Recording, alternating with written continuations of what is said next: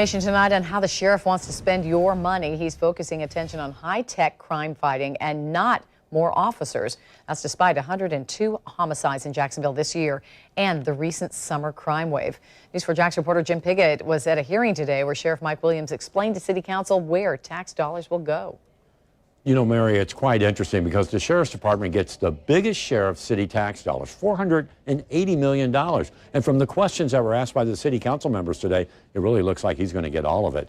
This year, instead of officers, the Sheriff wants more for the Real-Time Crime Center. That houses a spot shotter and the surveillance cameras that are all around the city. Plus, they're focusing more attention on police body cameras.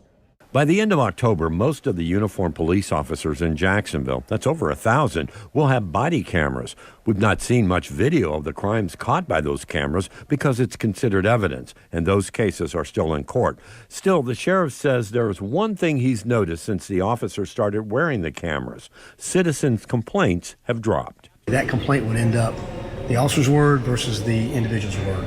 Well, that doesn't happen anymore because now we have video evidence that details the entire interaction. So that's helpful.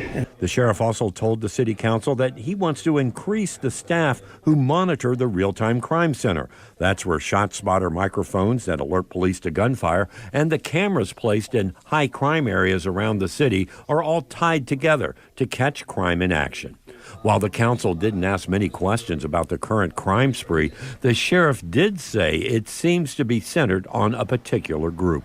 If you're not buying, selling, or using drugs in this community, and you don't hang around people who do, and that includes gang members and anybody else in that circle, your chance of being a victim of violence are low.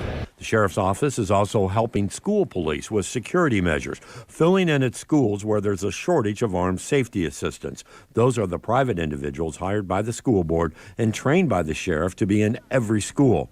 There's a shortage right now, so the sheriff's office is supplying about 80 officers this year to fill in. He hopes by this time next year that number will be zero. While the sheriff says he's not asking for more police this year, he does believe that will change in about a year.